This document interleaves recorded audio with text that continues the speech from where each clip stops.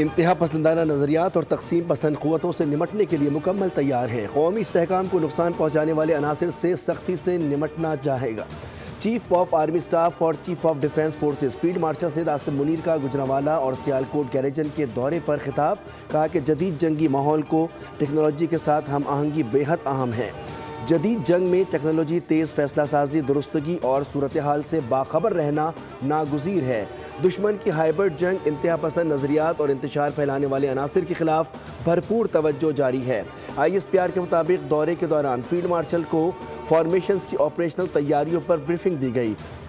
Chief of defence forces ने field training exercise और जदीद सिमुलेटर ट्रेनिंग सहूलत का मुशाहिदा किया। चीफ ऑफ डिफेंस फोर्सेस ने फॉर्मेशन की आला पेशेवराना मयार और मजमूई तैयारी की तारीफ़ की। अफसरान और जवानों से गुफ्तगू की और उनके बुलंद हौसले और कौमी सलामती के लिए गैर मुतज़लज़ल अज़्म को सराहा।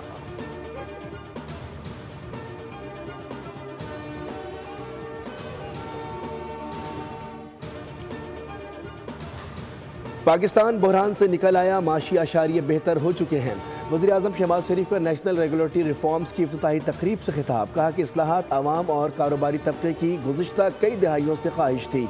कारोबारी बिरादरी सरमायाकार पेचीदा कवानीन और गैर ज़रूरी जवाबित से परेशान थे।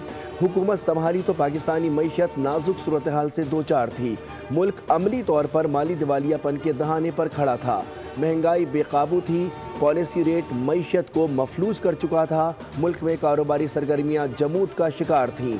हमारी हुकूमत ने बेहतरीन हिकमत अमली के साथ चैलेंजेस का मुकाबला किया।